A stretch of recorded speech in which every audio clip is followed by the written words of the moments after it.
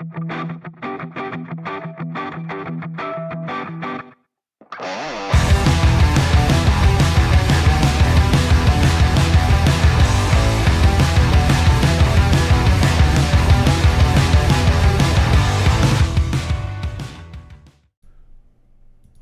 evening, everyone, and welcome to another edition of the Weekend Wrap, brought to you by CrowCast, of course. A dreary old Sunday afternoon, made more so by the results for the Crows on the weekend, but joining me to talk about it and commiserate and to reflect and dissect and all the rest of it is Macca. How you going, mate? Well, I've got a bit of a headache, but we'll just box on. It will be okay. That's what we do, mate. That's what we do. Look, good evening to everyone who's joined us on Discord, of course, and on YouTube and on Facebook. Excellent to have you on board. And hopefully we can entertain you for the next 15 minutes, because that's as long as we're going to go for tonight, Mac. 15 minutes. I don't believe that. Hopefully keep you entertained. Don't forget, if you are on Discord and you're in the live studio audience, stick your hand up if you want to have your say. There's a fair bit of talk in forums and on socials about various matters, Macca, and I'm sure we'll stir up a hornet's nest or two during our discussion. So if you want to have your say, get around it on Discord, stick your hand up and we'll get you on. Obviously, if you're on YouTube and you want to make yourself known above the crowd, there's a little super chat function there. You can chuck in a couple of bucks and get your comment read out on air. And if you are listening to YouTube or watching us on YouTube after the event and you do appreciate us and want to chuck a couple of dollars our way, there's that super thanks function there. Also, if you're on Discord and you want to support us, Macca, you can go to, I think it's, what channel is it? Shit, I don't know. Support CrowCast channel, and there's a little PayPal link there if you want to chuck a couple of bucks our way. And that's the end of the shameless money grabbing. I rarely do that, but I've got some car repairs coming up and a bit of surgery to pay for. So. Oh dear. If only they were here, we pass a tin around. Well, here we Crow have a bloody buy me a coffee link, and that's pretty bloody silly considering they're doing it at the Torrens Arms. It should be buy me a beer or something. But anyway, so I figure I can stick my bloody hand out as well. Stuff them. Anyway, all right, look. Yeah, Mac, I'm a bit torn tonight because on the one hand, it was terribly disappointing that we let one slip away. But on the other hand, considering it was a pretty good effort by a very young side. Yeah, I think that's a pretty good summary. I thought it was a brave effort, actually. Given we were, although O'Brien dominated the ruck, we were absolutely smashed at the clearances. And usually when you get smashed at the clearances, you get an absolute hiding. But we were smashed at the clearances, but I thought around the ground we fought on very well, and to the point that we put ourselves as a chance of actually winning the game. And I suppose if you really examine it, what was the difference between the two sides? It was a player of Cameron's quality with 6 goals, 17 disposals, 9 score involvements, and he's a freak. And if he played for us, we would have won. I think we were pretty good. Yeah, I wouldn't have had him as the difference maker. I mean, he certainly had an influence on the game. I think their ability to win at stoppage and to win 50-50 contests probably was the main difference. I mean, to be quite frank, we're pretty efficient going forward, but the game plan at times was a bit weird. The personnel at times was a bit weird. And when the whips were cracking, for some reason the coach made a couple of questionable moves or didn't make a couple of questionable moves. So I wasn't terribly impressed with his coaching once again. I wasn't terribly impressed with selections, and I think that his coaching was the major contributing factor in the end to us not getting over the line, to be perfectly honest. Can't criticise one thing you said there. I think they were all correct. So he doesn't come out too well after that criticism, because I do agree with you. I didn't think the side was selected correctly, and certain players played that I wouldn't have played. And there was a period where in that last quarter where Dawson was stuck on the bench there for I think it was anything up to about 10 minutes. It just seemed forever, and that was when the game was in the balance. So, I mean, Crouch shouldn't have been chosen for a start. The guy. We'll dissect it further, Mac, but yeah, you're right. Radicus on YouTube. That's the way to do it, mate. Thanks so much for the $5. And you're right, it was good to see Rochelle put his head over the ball. I think it was actually the best game that Josh has played for quite some time. And Macca, there was probably a couple of positives in amongst the disappointing result. There were several positives, and Rochelle was a big one, a really big one, because Nick said it was the best game that he's played for us. In terms of actual possessions, etc., it may not be, but in terms of the way he played and the courage that he showed, which he hasn't always shown, and the effort he showed when the chips were down, I thought, Nick is pretty right. It was probably the best game that he has played for us. And I think it's a turning point for him. I think it's probably, from my perspective, it seemed to me that it was the most involved he's been. He was consistent. He was consistently involved, Mac. Whereas previously he kind of flashes in and out of the game a bit, but he was a consistent influence as we were moving through transition. Kept providing options, kept competing. It was pretty good. So great to see. But we will go into that in more detail in a moment. But first of all, I know, Mac, because you say it to me all the time. You've got to give me longer. You've got to give me more time for my 15 minutes of fame. So let's go. I do.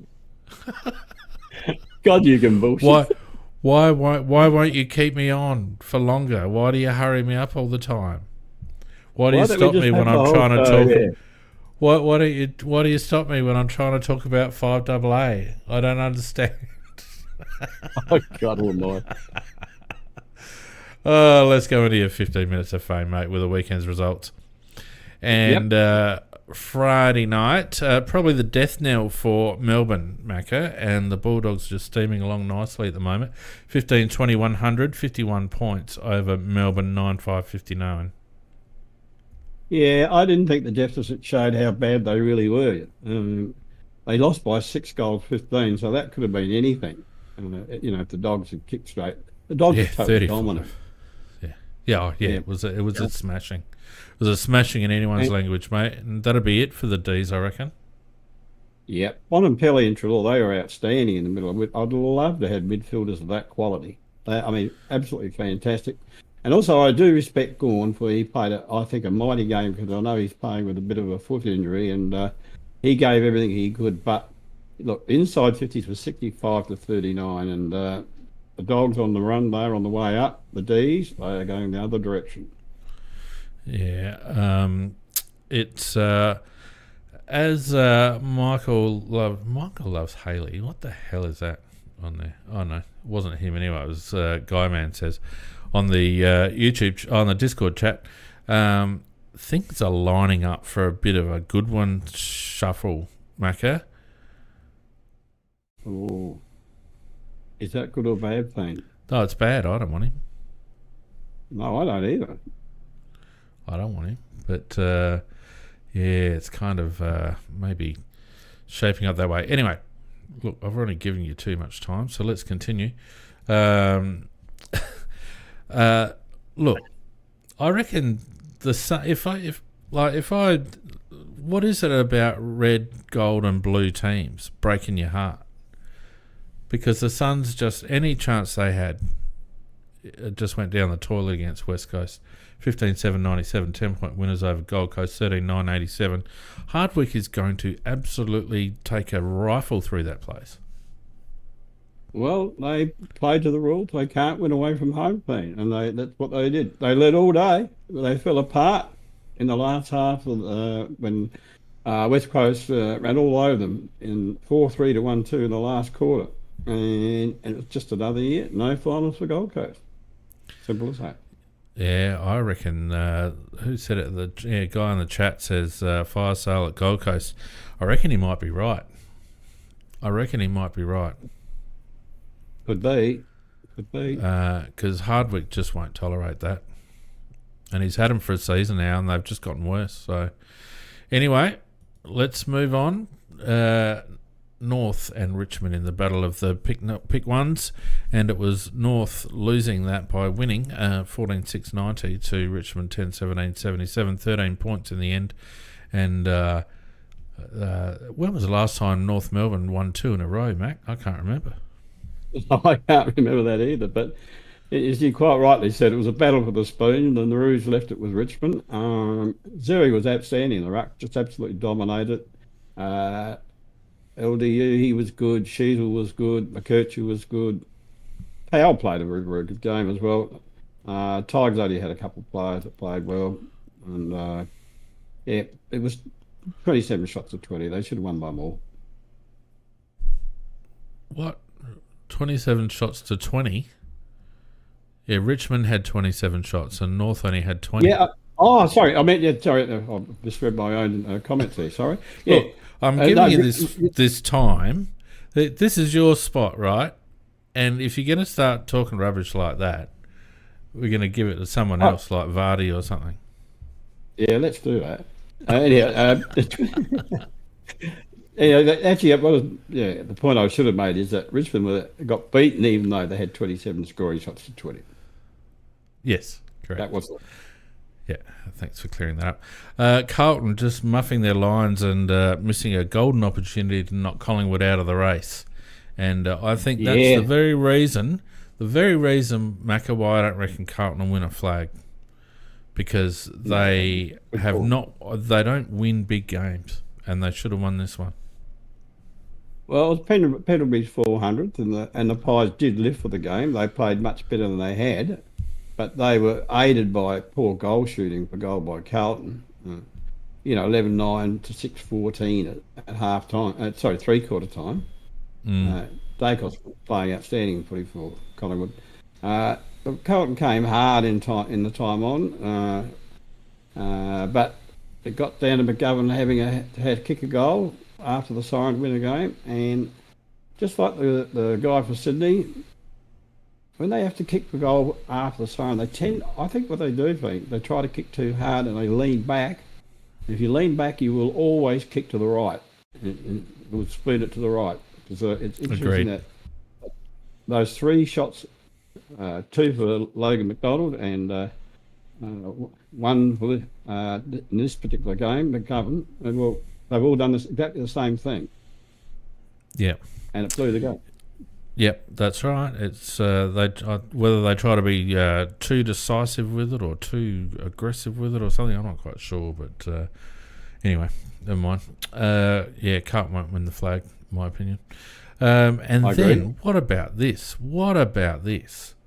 71 points to zip halfway through the second quarter.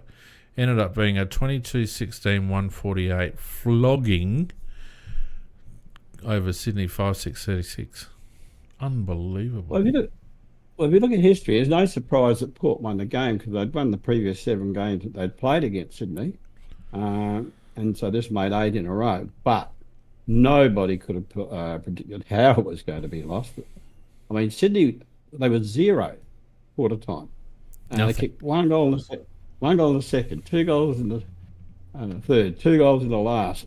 And they should have been flogged by more. I mean, 22-16 to 5-6. Absolutely disgraceful. Port had plenty of good players. Sydney, very, very few. And I can't find an excuse for Sydney. I had a look at how many players they had out injured. They may have had 3 or 4 out, but every side has 3 or 4 out. So that was just, I don't know. How could they go off the ball like that? They were looking unbeatable 6 games ago. It's crazy. Was it 7? And now, I think 5 out of the last 6 they've lost, haven't they? Yep. And now they look absolutely pathetic. That was absolutely woeful. They probably had about 2 players that could probably hold their head up in that game. Yeah. Yep. And like I said, it's hard to pinpoint what the actual problem is. It's just doesn't seem to be a lack of intent. I think they're a bit light on up forward. With Papley is a bit of a loss, and Logan McDonald's just going, and I just think they might be a bit short on scoring power, Mac. But they just didn't get the ball down there. I mean, they didn't even get a disposal in their forward 50 in the first quarter. No, that is terrible. Not one disposal in their forward 50 in the first quarter. I've never heard of that in my life. Yeah, so you really just can't blame it on lack of players. They're just lack of performance. It was just a shock. Yeah. And it made Port look like bloody champions. But, Port are a good side, don't get me wrong, but they're not that good. No. God, not that good. All right, and then we had a couple of good games today. Giants getting up at the death. At the death, Hawthorn looking to make a run to the 8, and they just muffed it at the last minute. Giants 12-12-84, 2 points over Hawthorn 12-10-82. Well, for the first 3 quarters, Hawthorn dominated the game, and their mids were well on top. And at 3-quarter time, they were nearly 5-goal up, and I thought, well, geez, they've done another upset here, and they'll get themselves into the 8. But GWS, to their credit, 3 or 4 key players lifted their game, and they got the ball in there. And the 2 greens did very, very well. Whitford down back started to come up a little bit more forward, so he could get the ball deeper. And overall, and then they had a target up forward. What's his name? The big tall bloke. Got his name here somewhere. Oh, I didn't write it down. Hogan. He got 20. But Hogan, he kicked 5 goals, and in the last quarter, it was all GWS running right over the top of them. So I don't know whether it was that the Hawk thrown out of legs, or just that GWS finally found their game. But whichever one it was, they were right over in the last quarter. Yeah. Hawthorn had a big run. They might just be tailing off just a little bit. But I'll tell you what, if they make the 8, Mac, I wouldn't want to be the team fronting up against them, because they might cause a bit of a scare. Right. And then the other one today was even closer, and Essendon in the end getting up by a point over the Dockers and keeping their faint finals hopes alive. 13-12-90, the Dockers 14-5-89.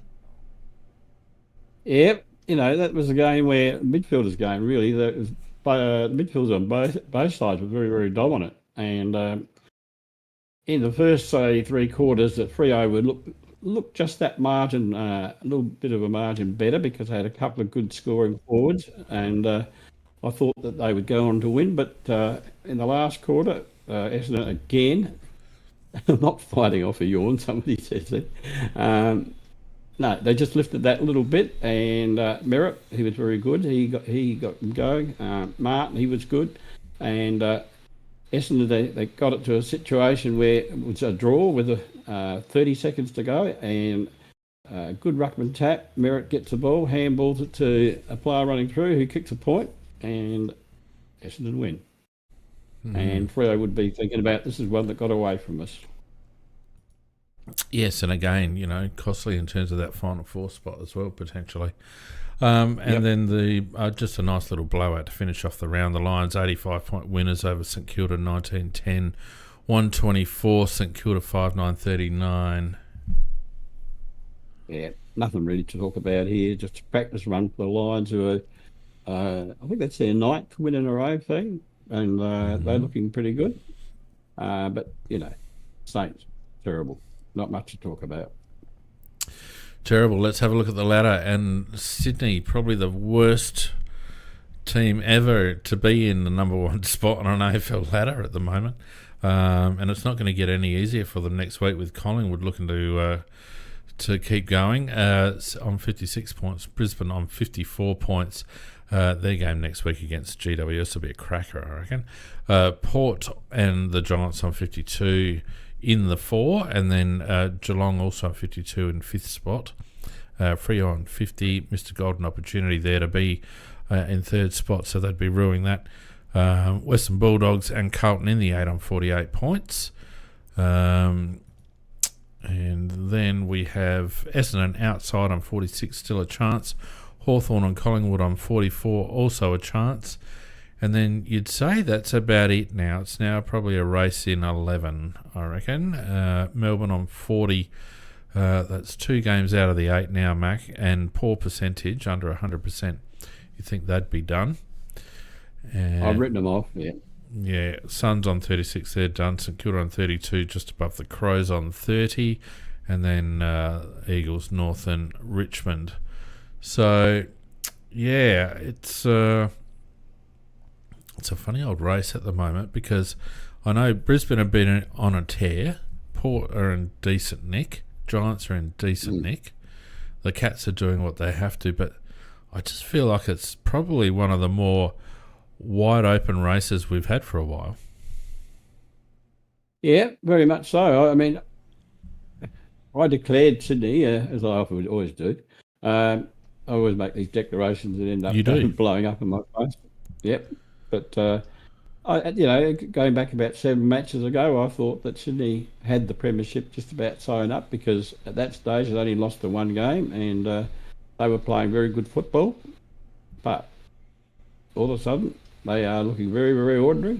And I'm not saying they won't recover, but you certainly could not say that they were favourites for the flag anymore. And you could say Brisbane would be, but then they're not solid enough to say that would be the case. I don't think it's an open race, I think, Thing. It is. I think home ground is going to play a big role this year in terms of giving certain teams an advantage. I think a top 4 spot will be at a premium. So there'll be a fair fight on for that. If Freo can jag one, or GWS can jag a top 4 spot, or Port, along with Sydney and Brisbane, who you would think, even Brisbane are still vulnerable, I guess. But, there's a lot to play for those top 6 teams. And then we've got 7 to 10 still fighting it out.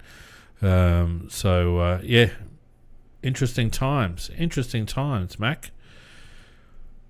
Yes, and I think it's good for the competition as a whole, because it does keep interest in going right towards the end, wondering who's going to be in the 8. Yeah, that's right. And for us, considering we're out of the race, it gives us something to watch. Speaking of us, Macca, let's get on to our game. And it was Geelong getting up at the death, 13-12-90 by 5 points over Adelaide, 13-7-85. 5-point winners. And I think we did kind of give it a bit of a round-up at the beginning there. But I don't know, Macca. I don't know how to feel about it. At the time, I was pretty annoyed after the game, and then I got a bit philosophical about it overnight, and then it started to annoy me again today. So I don't know. Yeah, I don't know. That's a fair comment. I felt very much the same way as you did after the game, it just did piss me off. And then, as you said, I sort of forgot about it, and then watching footy today, so sort of my mind slipped back to yesterday, and I thought, God. But look, in the long run, it's probably a good thing that we. Look, I think if we can get pick 4 or 5, it's going to be good for us. But I'm glad that if we're going to lose, at least we lose with honour rather than be embarrassed, as we were the week before. Just a sidetrack, Billy makes a really good point about Sydney, that they had those 2 buys fairly early on in the season, so they were quite fresh. Maybe they're physically just tailing off a bit. That's a good point, actually. It is a good point. I'd forgotten all about that. They had 2 before a lot of teams even had 1. Yeah, that's right. So, anyway, moving on. Vardy says that I'm going through a grief cycle. That's probably true. I'm probably in the bargaining phase now of dealing with the weekend's results. Look, Mac, let's have a look at the lineups, because, again, as it seems to do so often, it started here, in my opinion. We had the inclusion of Murray, Worrell, Dawson and Matt Crouch coming straight back in after, 2 months out? Yeah, And so wrong. Out goes Borlase, fair enough. Himmelberg, fair enough. Braden Cook, yeah, fair enough, but you could have made a case for a couple of others. And Chase Jones with a personal reason. We hope he's okay. And the sub again was Dan Curtin, although you wouldn't have known it because he didn't make an entry onto the field until 4.5 minutes left in the last quarter. Oh, Chase had a baby, so congrats to him. Good stuff. Why don't they put having a baby, for God's sakes? Personal reason sounds so negative. Look, Mac, and I think it's just a massive call to bring Matt Crouch in straight off a 2-month break. I don't know whether his form deserves it or warranted it, and quite frankly, he was gassed by half time. Wrong call. Totally wrong call. Should not have been chosen. Totally wrong call. And of course, that had a cascading effect. So we our mix changed in the midfield. We pushed Roy Laird back on. Who was he on? Was he on Henry, I think, or Myers? He was on Myers, and that wasn't a bad move. But Matty Crouch gave us nothing through the middle there, and for all that messing about, we absolutely got flogged in terms of our stoppage work and our contested ball. Whereas that had been one of our strengths, we didn't seem to see as much of Sam Berry as a consequence because, of course, they're similar players. And there are times where I really don't understand. And the two this week were Matty Crouch coming straight back in and Lachlan Murphy continuing to get played. Not only does he get played, but he's a starter. He's a first 18. Well, I've got him down here as a special note that he had 9 disposals, and he was on the ground 80% of the time, and he was only involved in 3 score involvement. So what the hell was he doing then? What was he there for? No, Mordot says that Steve Rowe asked Adam Kelly why Murphy is still in the team. I didn't hear it, mate. What did he have to say? I'd be interested to know, but I don't understand it, and quite frankly, it reeks of a lack of selection integrity. Braden Cook had a good run, and I don't think he was disgraced in coming out for a bit of a run in the twos to get a bit more of the agate, but I would rather have had him still in the side than have Lockie Murphy in the side, to be perfectly honest. Yeah, I did hear that interview, and he did make that comment that he said he understands the question and that he plays basically a non-statistical role. And I remember that, and I thought to myself, what the F is a non-statistical role? There is absolutely no room. There is no room for a bloke not getting the ball. He's not playing defensively. Jarman Impey absolutely destroyed him last week. He's not playing a defensive role. Only had two tackles, Steve. 2 tackles. That's exactly right. That's right. This non-statistical role rubbish that gets peddled out to justify a player's ongoing selection when he doesn't get much of the ball, it's just a smokescreen. And nobody's that stupid. Nobody is that stupid. And he's not adding any value to the side, Mac. No, he's a negative, absolute negative. I had him in the negatives for us. Absolute negative. And look, Matt Crouch hasn't had a bad season in terms of Matt Crouch standards, but I think he only had a dozen disposals and had gained just about 20 metres at half time or something or other. It was like his ability to get the full ball forward continues to be a problem. And in the third quarter, he got absolutely towed up in a 10-minute period by Tanner Bruin, and that was the point. That was the point where he should have been taken off the ground. And why Nix did not consider taking Matt Crouch off the ground at that point and bringing on a fresh Dan Curtin is beyond me, because that was the moment. You stole my line, Dean. I was going to say exactly the same thing. That period with Tanner Bruhn cost us the game, because Tanner Bruhn, he has actually been in rather poor form, Tanner Bruhn, but Crouch played him right into form, and that he did get tailed up in that period, and because he shouldn't have been selected. He was, as they say in the chat, he was gassed, and that would have been a perfect time to take him off and bring the sub on. But no. Bad coaching.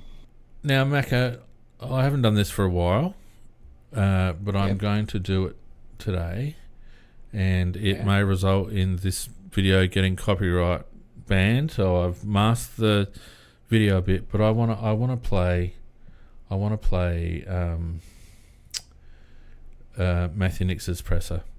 All right, because there's some things that he said during that press conference that just made absolutely no sense. So let's just work our way through that, shall we? Mm-hmm.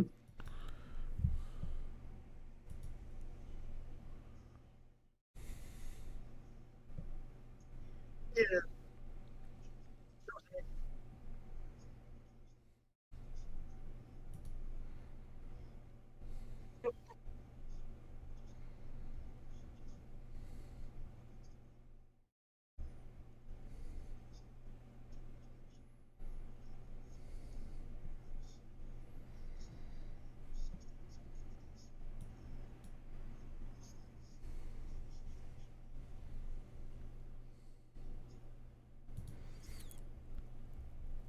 Are people hearing that, or is that not coming through?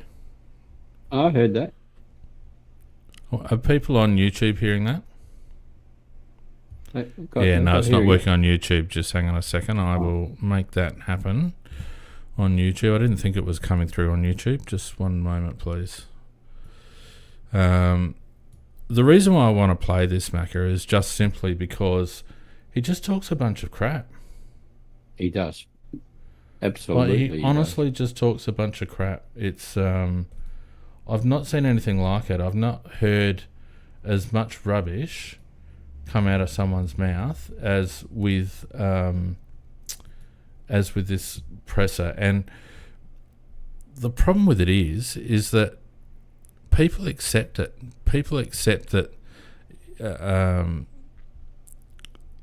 on a second. That's right. That he's actually talking the truth, and I think he's just talking a load of rubbish.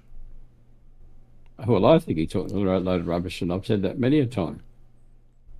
All right, let's see if this works. Sorry, YouTubers. If people on YouTube can let me know if they're hearing it this time. Yeah, I'm sure it was an entertaining game.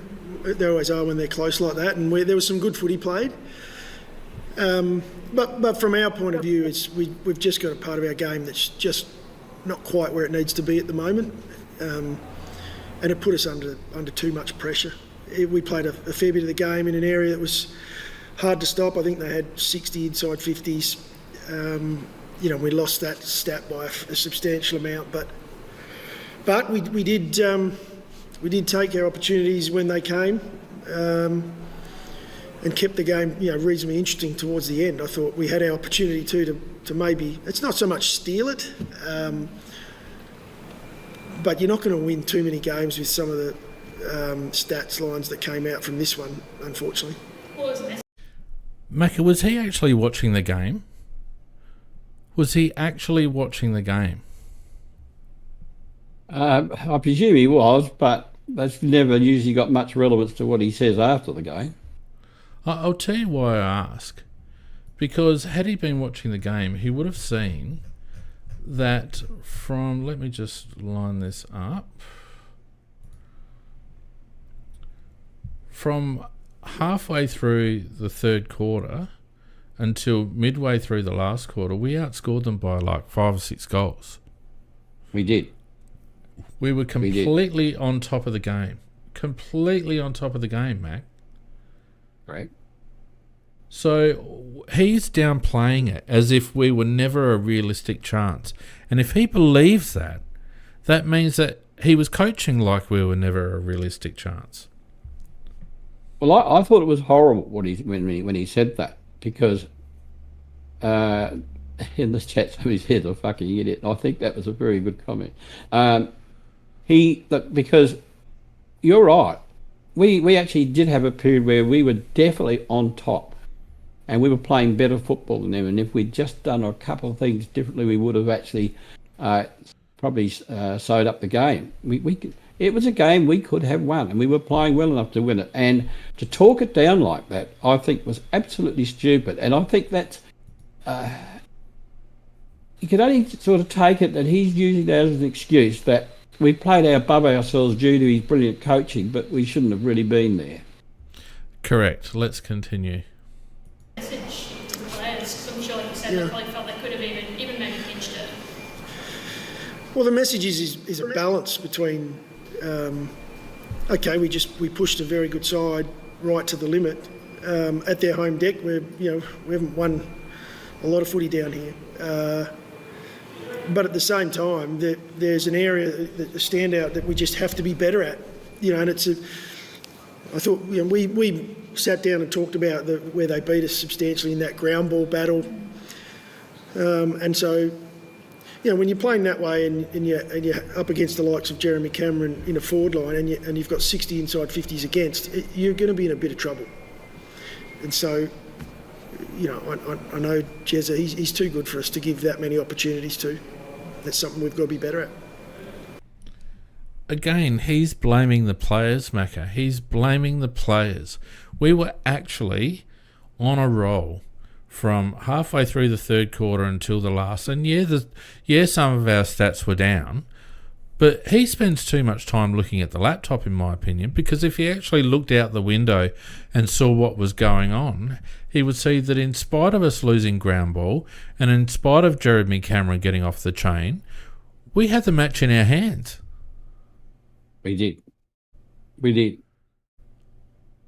And and the worst thing, he hasn't even given the players any credit for that. He's actually made it sound that they were just lucky to be where they were. And I wouldn't like to play for him. I couldn't respect him.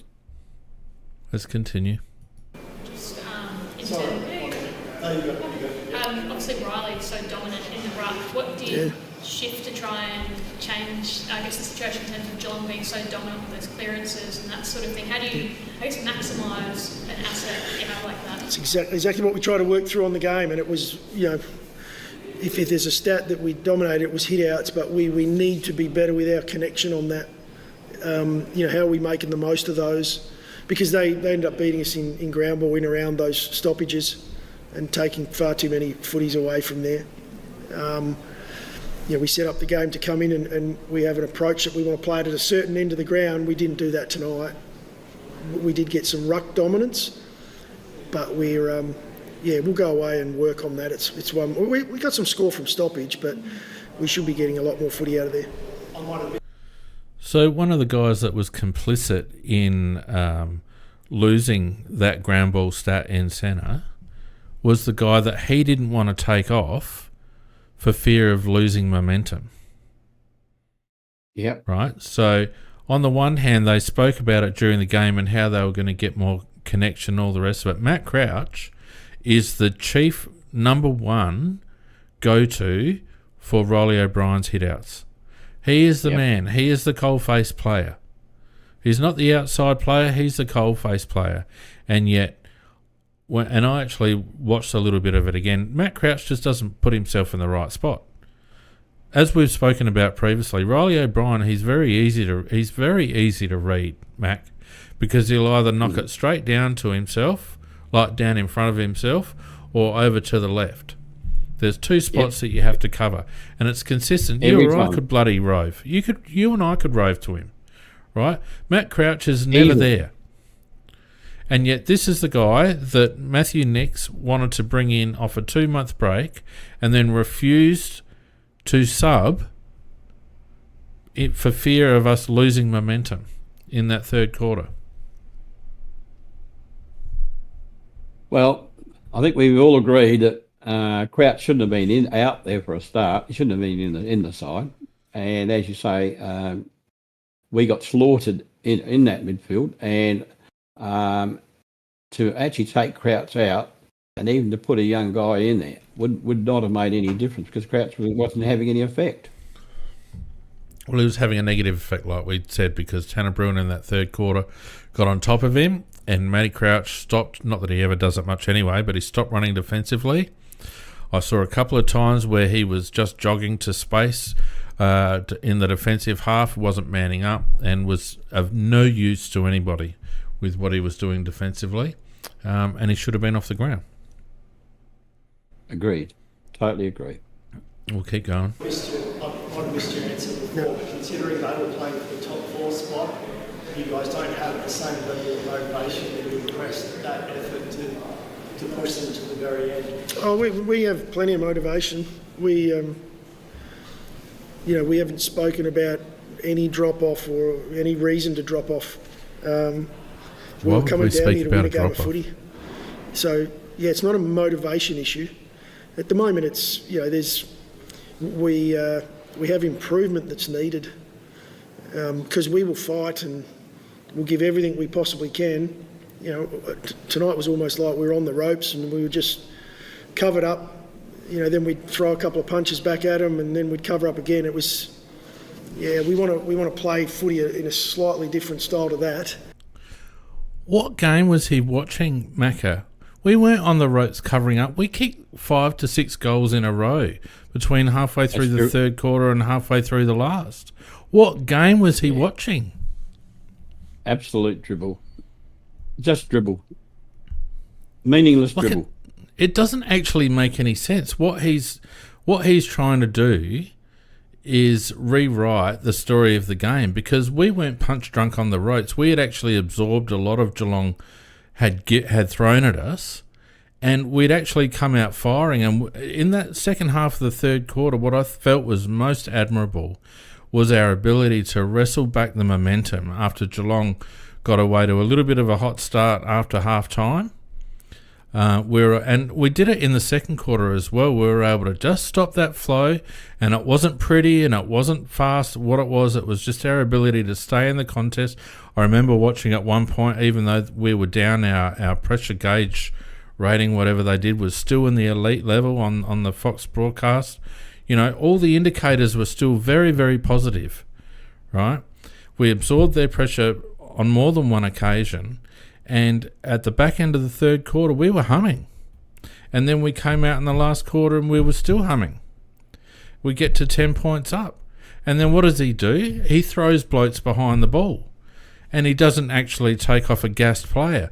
And we have Riley Thilthorpe off the ground. We start the last quarter. Macca, this is another thing that I couldn't believe. We start the last quarter with Rochelle on the bench. Now, he'd been absolutely burning hot in that second half of that third quarter. Absolutely burning hot. He has a break. What do? You start him on the bench. That, to me, is a coach that has a fundamental lack of understanding of match day coaching. And I can't say for sure, but I'll bet that bloody Murphy was on the ground instead. Well, I'm sure he was. Then we had Dawson off for 7 or 8 minutes, and I know that he came off and needed a bit of a rub, but they should have been trying to get him back onto that ground exactly as soon as that leg work was finished. He should have been off for no more than 4 or 5 minutes. He's off for 7 or 8 minutes. It was just unbelievable. When I saw Rochelle on the bench to start off the last quarter, and you could see it in his face, he was almost... I'm sure what he was saying to the bloke next to him was, I don't know why I'm staying on the bench. What he should have been doing is starting in the middle, Macca. I think that would have been a good move. Actually take advantage of the bloke with the hot hand. Take advantage of a bloke who's up and about. Rash was up and about, and he started him on the bench at the beginning of the last quarter. Unbelievable. Anyway, let's continue this for a minute. Oh, go on. You had a comment? Well, I'm going to say so far it's just a continuation of the rubbish he said last week. It was absolute rubbish last week. But yeah, we were motivated to come down here and perform well. So the response you wanted, I know you were clearly very unhappy after that Hawthorn second half. In terms of a response, how was it? Was it what you wanted, or was it lacking, I guess? No, the response this week was, the level of play that we brought this week was far higher than last. We had our challenges with that. We had a number of players come back, the first hit-outs for a while. Matt Crouch, that's his first game. Josh Worrell as well. We haven't seen those guys for a while, so they'll be better for the run, as they say in horse racing. They add that little bit more experience to us. Nick Murray as well. So to have some of those. How many games has Josh Worrell played?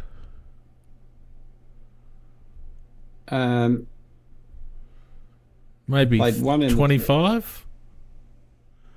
I think he's talking about... I know he's talking about Crouch, but he actually says those players add experience. Josh Worrell doesn't add experience. He's just talking rubbish. Those guys, come back in, I think is always going to help. There's a tipping point when it comes to your experience levels, and I guess we put ourselves in the fight. We had an opportunity tonight. If we were good enough in the last couple of minutes of the game, unfortunately, we weren't quite. The Cats just seem to have that territory. They won the territory game for that last 10 minutes. It's pretty hard to beat here. Did you feel they just really got the edge in that last 5 to 10 minutes? The game was really in the balance. Yeah, they did. They lifted. We in the end we had that momentum on our side in that third quarter, and it's an interesting one because we'd normally call the sub in around that point, maybe at latest 3/4 time. But we felt the momentum was with us, and we didn't want to, disturb that. Now, good sides don't allow you to keep that for too long. Geelong are a very, very good side. They came out in that fourth and just, again, had us right back in that D50. We tried a couple of things, to get ourselves out of there, but we're up against a very good side. What did he actually try, Macca? Because what I observed is that we went defensive halfway through that third quarter. We chucked a bloke behind we chucked Dawson in behind the play. We did. We seemed to push our high half forwards right up to the wings. Our wings were playing deep defensively. We had no outlet whatsoever, and it didn't appear like the players were on the same page because they were trying to move the ball, play the game the same way that they were playing when they got themselves back into the game. But the structure was all wrong, and I can't think of one thing that Matt Nix did to try and address that. We didn't slow the ball down. I think he's just talking rubbish.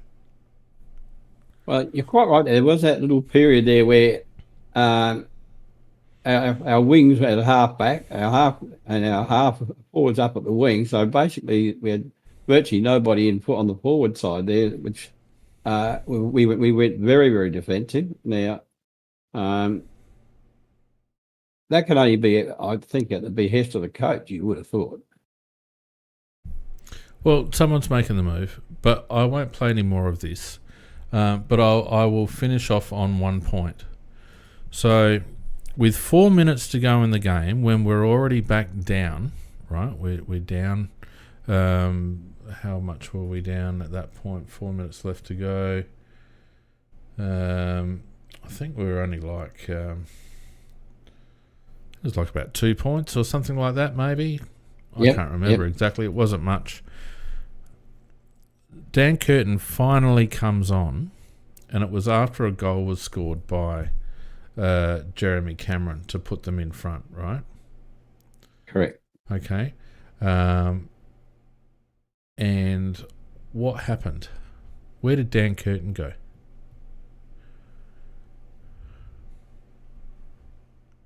I don't know.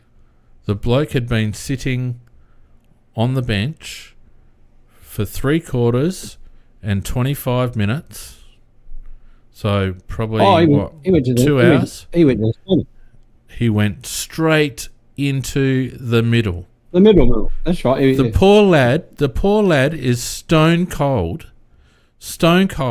Been sitting on that bench all game. and then we have a crucial centre bounce clearance that we have to get. And Matt Crouch, the saviour that was supposed to be, so valuable that he, gets rushed back straight into the team, comes off. Can't go 4 more minutes. Can't go 4 more minutes, Macca, our wonderful coal-faced saviour. And what we do, we place that level of responsibility on a first-year player who's played a total of 6 quarters for the whole game, for the whole season, when he's stone cold off the bench instead of a senior player. And this coach, right, he talks about needing experience, and then he goes and does something like that. Yeah, that's right. He did go straight in the middle because he actually got a handball in there. Remember the handball now. Yeah, well, I thought that was a ridiculous move. Absolutely ridiculous move. It was unbelievable. It was absolutely unbelievable. And if ever there has been a coach that has set up a kid to fail, it's been Matthew Nicks on Dan Curtin. And I know people might think that's over the top, but Dan Curtin has played a total of, I think, about 60 minutes worth of football this season. Yeah, well, I saw his debut, and he just gave him an impossible task. Yeah, I still remember against Brisbane, and he's on a much shorter mobile player, and he's supposed to mind him, and a ridiculous move. As you say, set him up to fail. I don't understand what the plan is, and Matthew Nicks just keeps contradicting himself. He talks about experience, but then he takes our most experienced midfielder off with 4 minutes to go in the game at a crucial centre bounce. You're telling me that Matt Crouch couldn't go another 4 minutes? Well, I don't think he probably could, because he shouldn't have been in there. I don't think he wouldn't have been fit. I'm talking about from the coach's perspective, right? And from Matt Crouch's perspective. If he would, I think Matt Crouch should have come off about 10 minutes into the third quarter because he was gassed. But Matthew Nicks made the decision to keep him on, and therefore Matthew Nicks must have felt that Matthew Crouch was still providing us with some drive and some presence in the midfield. But then 4 minutes to go in the game, with us needing experience at that point, according to Matthew Nicks, because experience is paramount, he takes off our most experienced player, or our second most experienced player, or third, and brings on our least experienced player and drops him straight in the contest. I think somebody in the chat makes a very good point. With Riccelli being as good as he was at the time and red hot, he would have been a good person to put in the middle if you had one put somebody different in there. 100%. Clearance machine. So, but the person that you don't put, and all due respect to Dan Curtin, because he's a fine player and he's going to be a fine player, but I defy anyone to sit on the bench for 4 quarters and then be dynamic at the death against a hardened midfield desperate to win and have an influence. Like, it's just not physically possible. That's not how you prepare. You put Dan maybe on a wing or something like that, and as you say, bring Rash up or something. Oh, my God. And then to hear that dribble, that's why I wanted to play the post-match presser, because to hear that dribble after the game, and it was a complete rewrite of how the match went, to the extent where I had to go back and re-watch it. I thought, did I watch a different game? No, didn't watch a different game. Apparently Matthew Nicks is too worried about what's going on his laptop, and he doesn't actually look out the window, and he doesn't finger his bloody midfield coach. If we're not connecting with our ruckman, and you've got your most experienced midfielder in there, and you've got Nathan Van Berlo as your midfield coach, what are you doing? Because we've been doing that all year. Why are they just realising that now? And just want to challenge another thing that Nick said. He didn't want to alter the momentum, but there were 2 players that I could think of that weren't playing particularly well. Billy Dowling was not having a good day, and Nankervis wasn't having a really good day. Could have easily used those positions. Could have easily brought him in. I rest my case. Lockie Murphy. Lockie Murphy every day of the week, but we know that doesn't happen. Good. Goat pictures or something. Look, I just I can't believe that the players are actually playing for him, because I really feel like there are times where they look completely disinterested, and it's generally the times where they go off script and start moving the ball quickly. Let's not forget that we beat Essendon at their own game on their home deck, 2 weeks ago?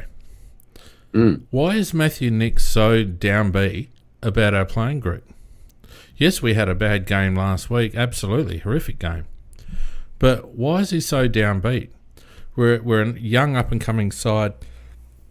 We're going to be inconsistent. If he was playing the kids, they're getting games into them. But what he's actually done is just thrown a bloke like Matthew Crouch back into the fray. He's given Lockie Murphy a goal pass for the whole year. Let's not even talk about Tex, who's been a wonderful player, but he's not playing to the standard at the moment. And to me is actually messing up our forward balance. And, Yes. it would have been heart-wrenching for Matthew to drop Brodie Smith this week.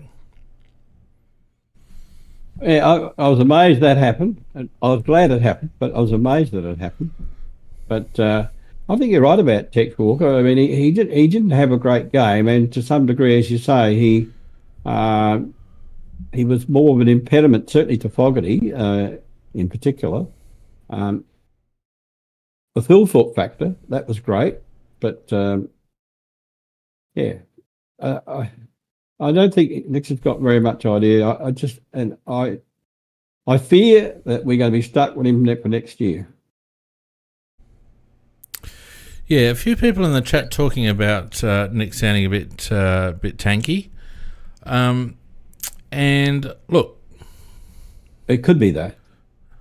There could be a little bit of that. I mean, there doesn't seem to be any other reason why you put Curtin on, like we've just described, if you weren't trying to lose that last centre clearance. Again, all due respect to Dan, but he was just as cold as ice coming into that moment.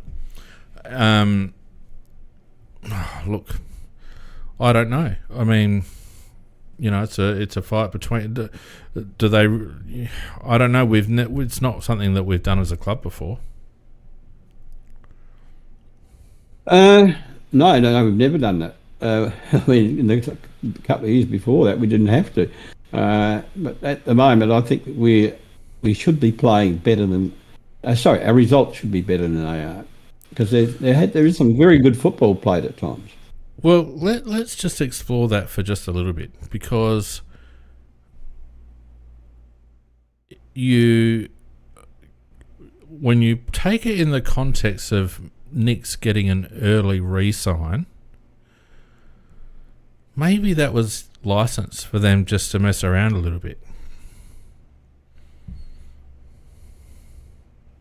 We've certainly gone backwards since last year, and you have to wonder why.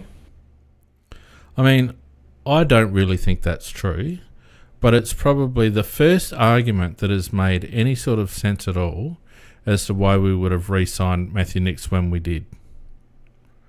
To give him license to say, look, it's all good, we're with you, but we don't mind if you throw the team around a little bit. We're not too worried about finishing low on the ladder this year after the first 4 games were gone. The only thing against it's the first thing that's made any sense, Mac. Yes, but the only thing against that, I can remember at the beginning of the year, the club coming out and saying that that we should have been playing final football last year, and we will be this year. Yeah, but he didn't get re-signed until 4 games in, when we had that disastrous early start to the year. Fair point. I don't know. Look, I think it's a tinfoil hat theory. I don't think Matthew Nicks has shown any semblance of. He's changed our game plan. We've had that stifling, slow ball movement. I mean, there were times, Mac, against Geelong, we were playing on that potato field, and surely we've played there often enough now as a group to understand that slow switching on that ground does not work. And Geelong show you time no. and time again, the only way to move the ball forward on that ground is to go hit your diagonals and move the ball laterally fast. One lane, get it down there. This slow lateral ball movement has just got whiskers on it, particularly on a ground like that. Yeah, I noticed that's their main way of attacking is they basically go to one side and then switch it completely to the other side and then attack fast from that side. Yeah, but their second movement is always into the corridor. It's always a 45-degree kick. It's never backwards or sideways, Mac. It's always moving the ball forward. Mm.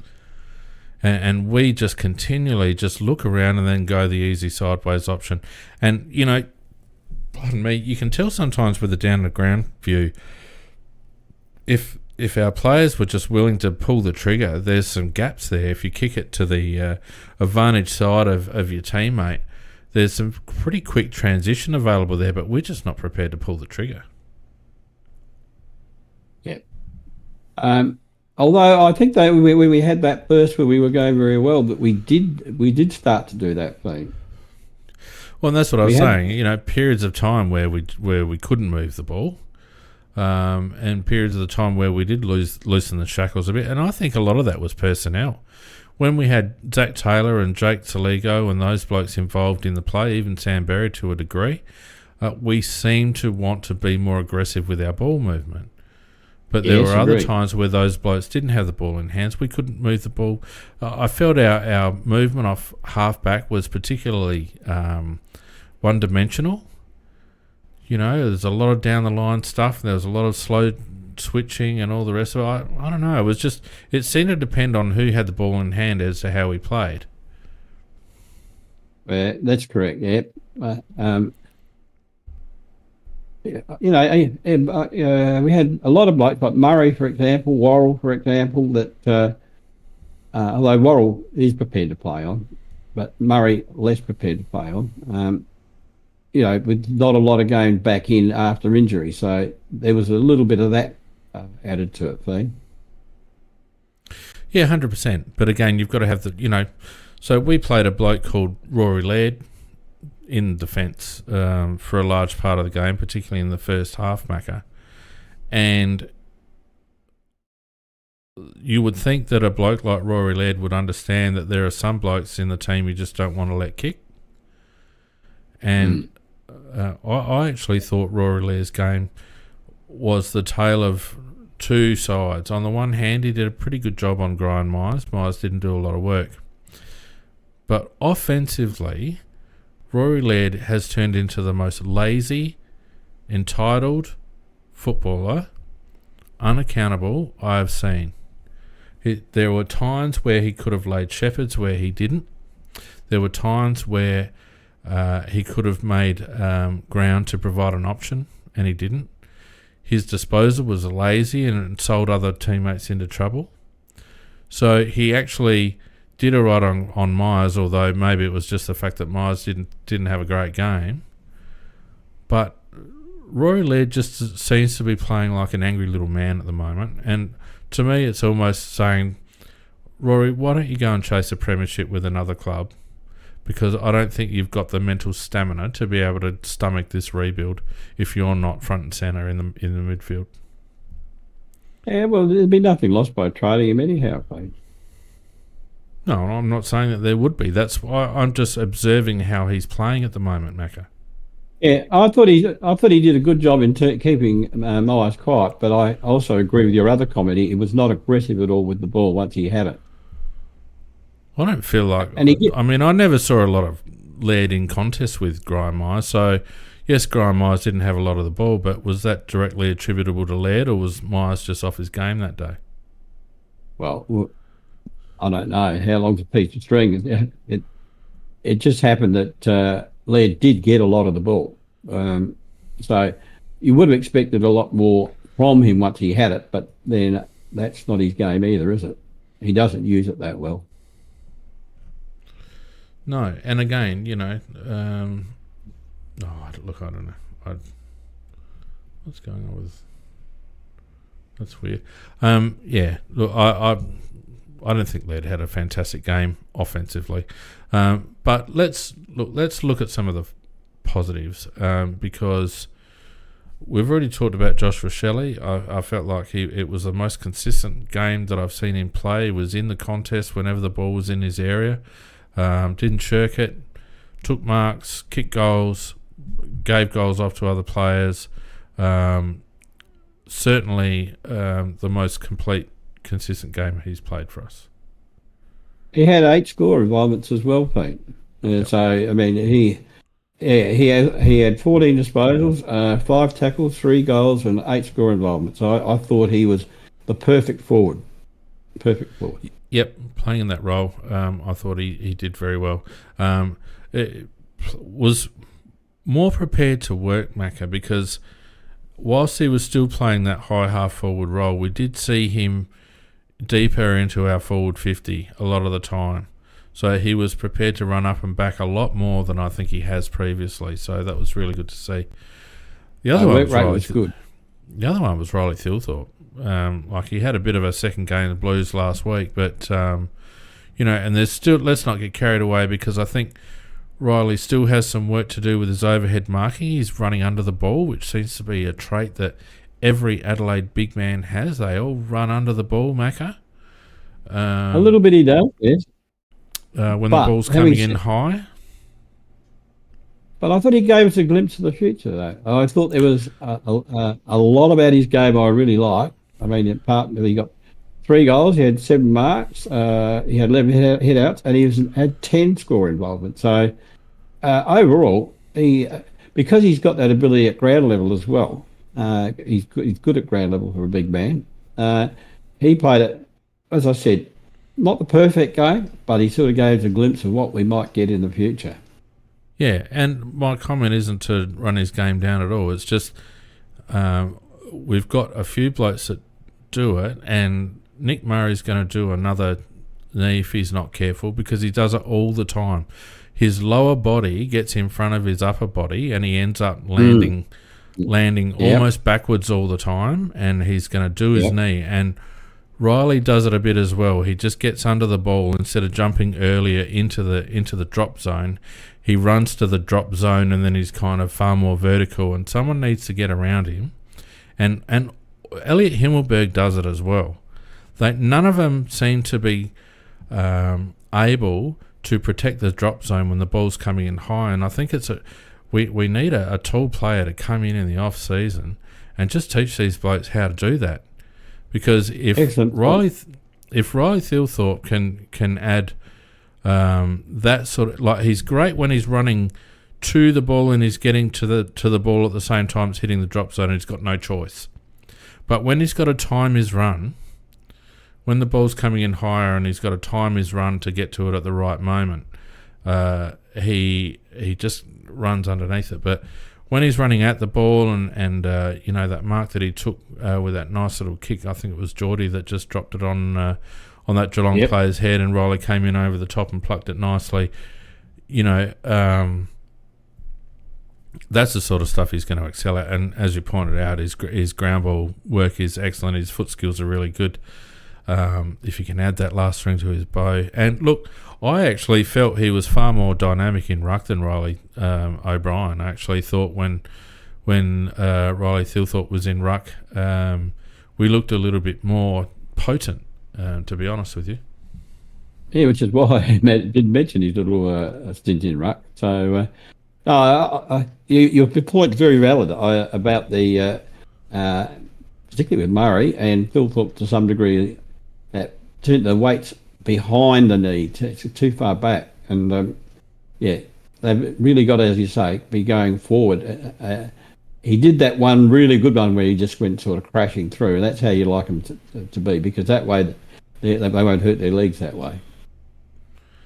Yeah, so anyway, just an observation that I had, but those were 2 very, very good signs for us. I just felt like, a couple of, I wouldn't say coming-of-age games, but certainly the type of work that we want to see from those boys more consistently, right? Great signs, great. But those 2 players, great sign. Now, interestingly, the AFL website has decimals when it comes to the disposal stats tonight, which is bloody weird. Yeah, How the hell would they do that? you do the refreshes, sometimes then comes up. Oh, here we go. There we are. Now we're good. Hang on a second. That was weird. All right. Let's have a look at some disposal stats. Rory Laird, 29, 10 and 19, 82.5% disposal efficiency. Only had 8 effective kicks for the match. 4 rebound 50s, 1 inside 50, 281 metres gained, 9 contested possessions, 22 uncontested possessions, 89% time on ground. Look, only 1 clearance. Look, statistically, Mac, not a bad game. 4 score involvements. I just saw too many times where I felt he took the easy option, and I just don't feel like he's working hard. I just think he's doing what he has to do at the moment. Yeah, I think a little bit harsh in the sense that I think my main criticism, although that it says 80-something% proficiency, but my main criticism is that when he does get it, I don't think he looks hard enough for a teammate or for the best teammate in the best position. That's my main criticism of him. I just don't think he's done a lot of work on his disposal maker. His kicking, he just slices underneath it. He doesn't make any effort to kick the ball with any sort of forward velocity. It's all just like it's like a 9-iron. He just chips the ball all the time, and it sets the teammate up consistently. It doesn't allow us to move the ball quickly because the bloke's got to sit and wait. I just don't think that he does a lot that's valuable in terms of, moving the ball. But anyway, Geordie Dawson, 27, 15 and 12, 10 effective kicks. Had 3 rebound 50s and 4 inside 50s, 339 metres gained. As we mentioned, played a little bit behind the ball for periods. I think we actually had him on Tom Stewart, Mac, which I didn't mind actually. If you're going to have your best player doing anything, you may as well get him on the opposition's best player. And Stewart still got a bit of the ball, but it wasn't in the same way that he normally gets us, Tommy Stewart. Geelong ended up playing him around the contest a little bit more because he wasn't giving them as much of that rebound that we normally see. Well, what they've done is they've done it for 4 weeks now. But because Stewart had virtually been tagged when he was playing as a defender, they for the last 4 weeks they've started him as an on-baller, and he basically hangs around for that particular bounce and to see what eventuates out of it, but drifts back into the back lines again. And so basically he's a sort of a part-time midfielder for bounces and clearances, but then scoots back into the defence again. And by doing that, he also gets himself into a loose situation quite often as well, which is why he does get so many disposals. And he actually had 28 disposals, and a lot of that he's got by either I think he had 5 clearances on top of that. So look, he's a heady footballer, and he really knows how to get on his own. Yeah. And playing impaired, I think at the moment, he's certainly not 100% fit. A lot of players at this time of year are playing with niggles, but I think he's got a couple that are keeping him just under his 100% level, but still very valuable.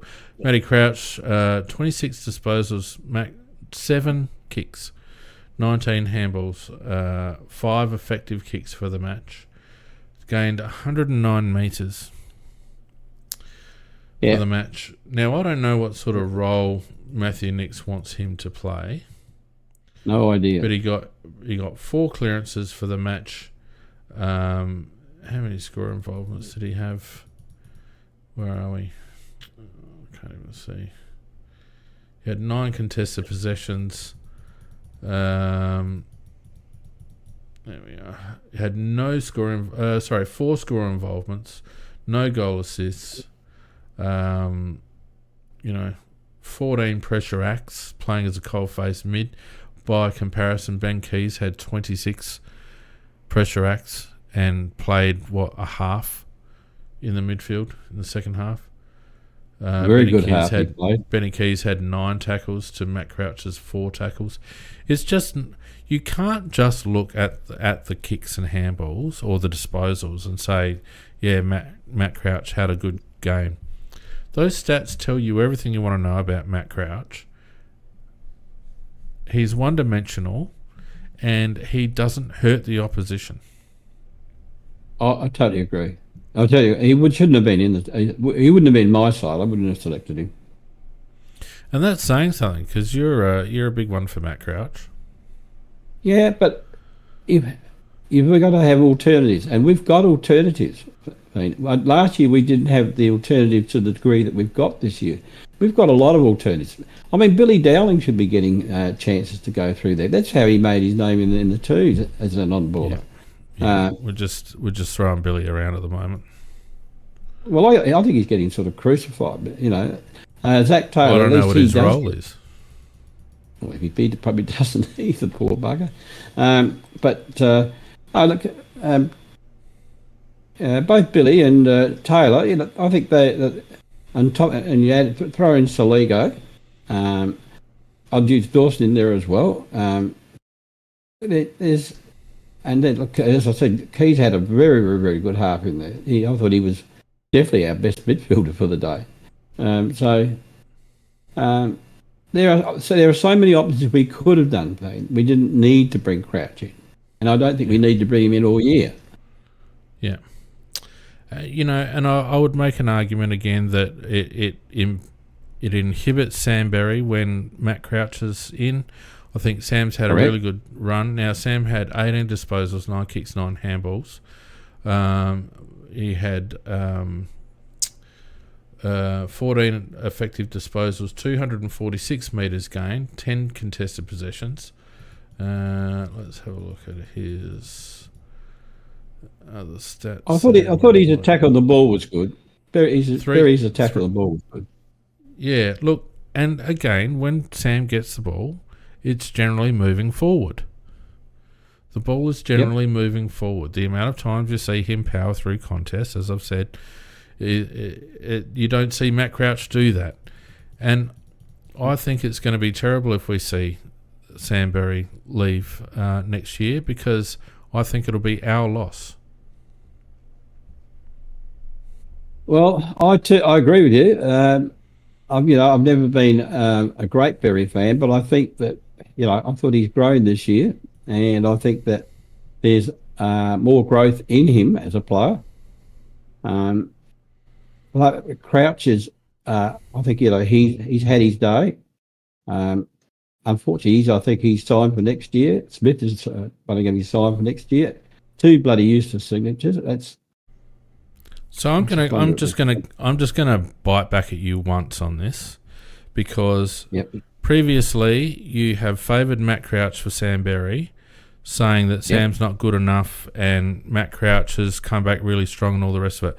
Now, 6 months later, you're saying Matt Crouch is as good as done. This is exactly why I used to argue with you so much about Berry v Crouch, because it's because of the continual selection of Matt Crouch that Sam Berry has had a stunted development path. Right? It's a direct correlation, Macca. And now we're going to be in a situation where Berry is going to go to another club, and we're going to be stuck with Matt Crouch, and we're going to have to sign him on for another year at 30 years of age. That sums up exactly my position. Well, I don't think that I'm always right. I will make statements, and then I'll... No, it's true. We all make statements, and then you 6 months' time, you get proved that what you said was not exactly right, or you underestimate. I probably underestimated Berry. I didn't think that he had the growth in him that he has shown, and that's probably the truth of it.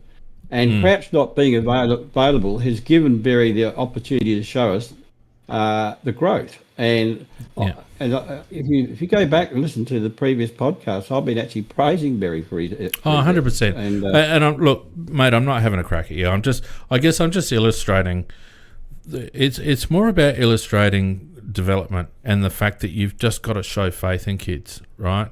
And the fact that we've continued to put players like Sloane and Crouch and Brodie Smith and Lockie Murphy and those blokes ahead of other players, you really don't get an idea of where they could have been had they been given the opportunities. Now, Sam Berry's had to work through some rough form patches, but I would be quite comfortable with Sam Berry being our cold-faced midfielder going forward for the next couple of years. You know, he's not the classiest player going around. He's not the fastest player going around, although he's sneaky quick. But he gets the ball forward. He knows where the goals are. He will hit the scoreboard if he's down forward. So you have got that little bit of versatility in him. And we don't know about these players because of the selection policies of the last 2 years. And that's the bottom line. What I have liked about Berry is his direct attack on the ball. There's none of this business of just hanging back or waiting for a loose ball. I mean, he's not frightened to get hurt. He goes in hard for the ball. That's what I do like about him. Well, the other thing I like about Bez too is, his tackle rate. The stats only show how many tackles did he have? Tackles. So Matty Crouch had 4 tackles. Berry had 6. Ben Keys had 9. Sam Berry is his ability to lock up and keep the ball in the area when he's second to the ball is fantastic. We didn't have a lot of clearances, but Berry had 6 of them. Eh? Yeah. So anyway, look, of the rest, I thought Lockie Scholl probably didn't get enough of it, in my opinion. The stats show he had 20 kicks. He had 20 kicks, Mac, and made 580 metres gain. So I guess what I'm saying is maybe he didn't hurt enough. He had 25 disposals with Kenny's handballs and 5 tackles. Did he hurt enough?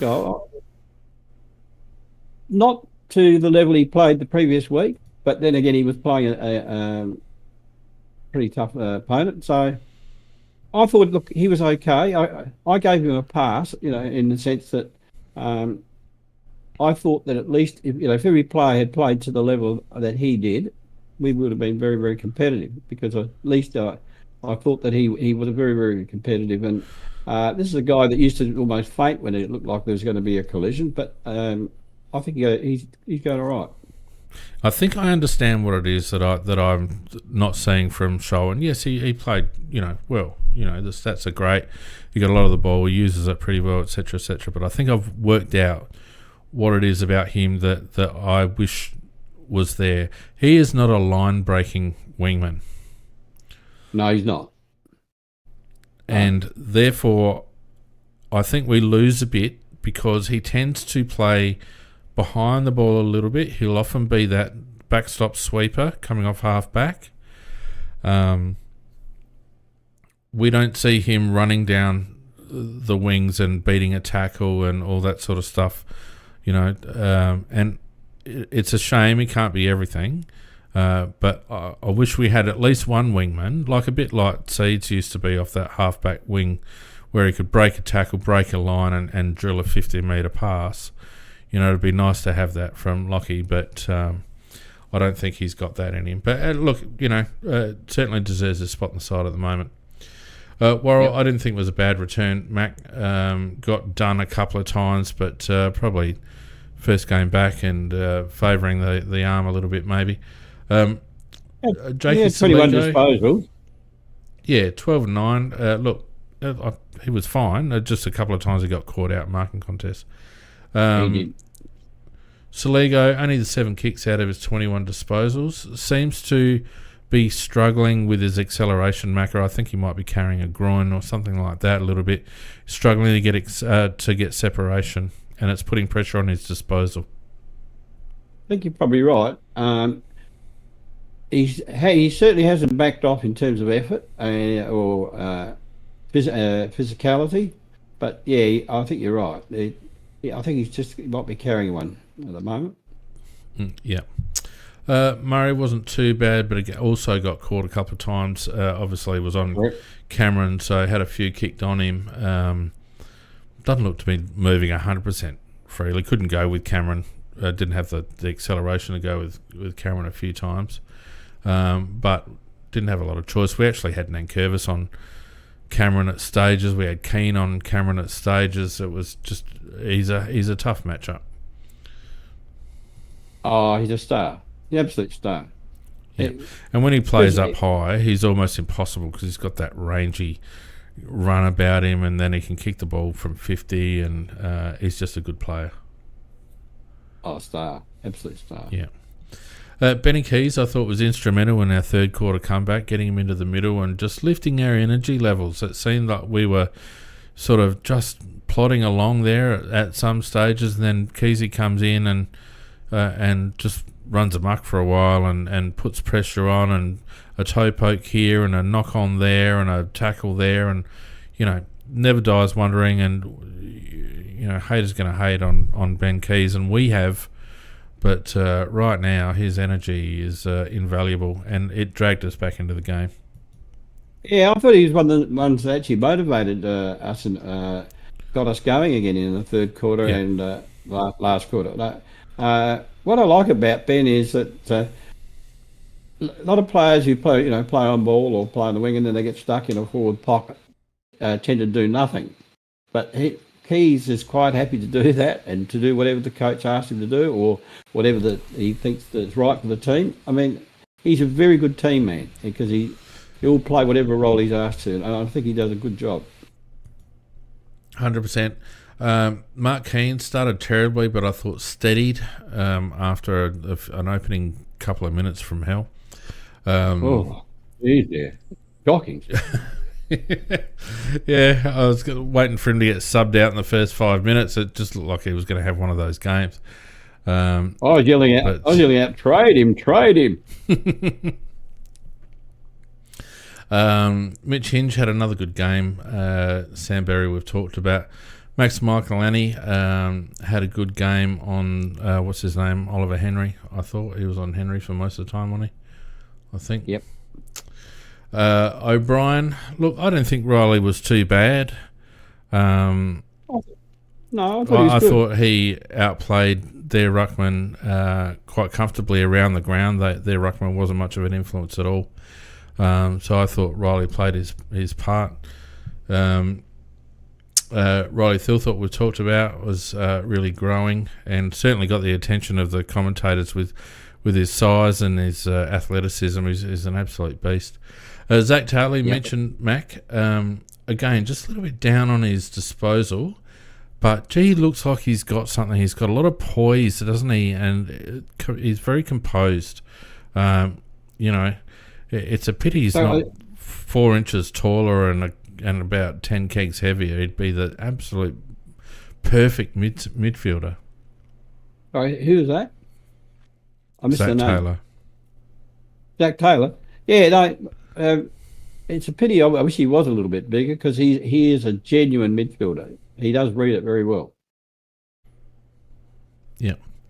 Rash was spoken about. Luke Nankervis just having a bit of a tough patch. I don't think he's playing in the position that suits him back. He's very deep defensively.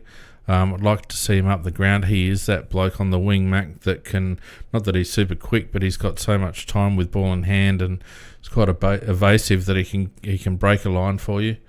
Billy Dowling, I'm not quite sure where he's playing at the moment. He bobs up here and there, but I don't. Is he on a wing? Is he half back? What's he doing?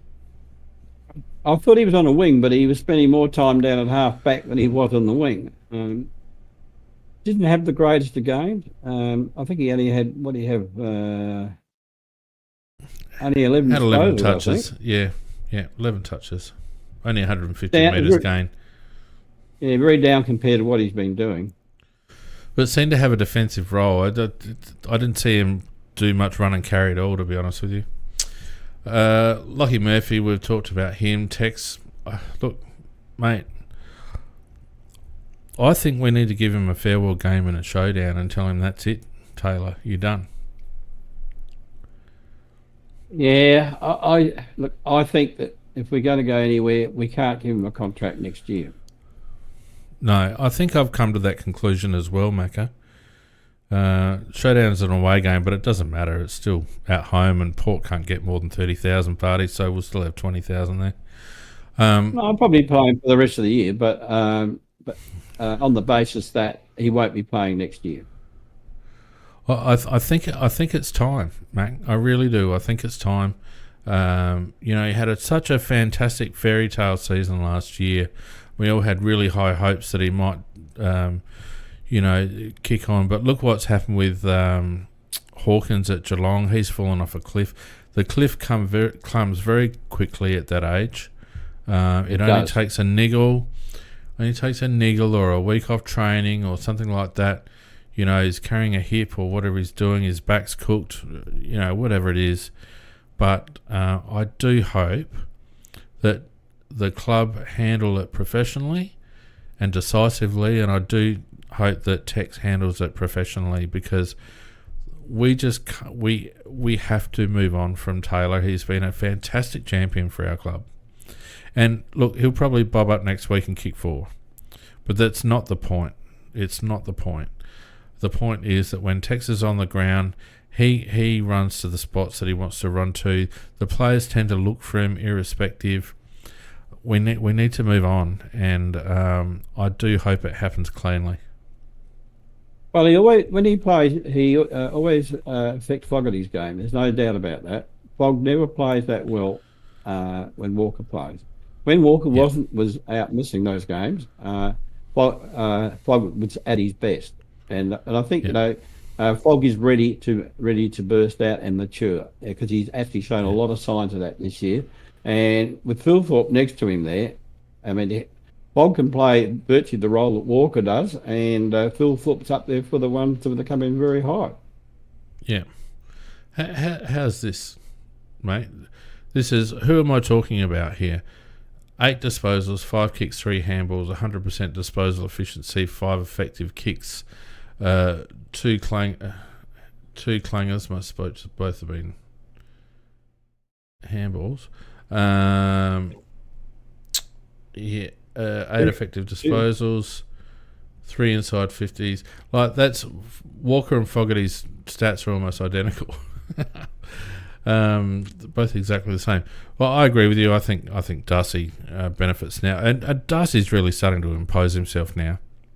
I think he's finally grown into his body, and he's got confidence, and he kicks the ball beautifully. And I just think, as we've been saying now for the last couple of years, he needs to be given the keys.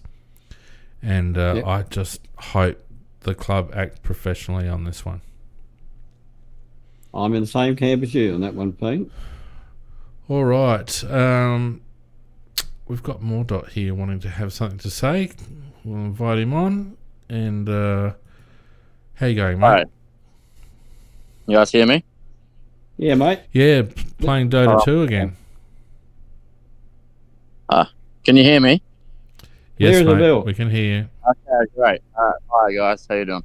Okay, so I would like to talk about 2025.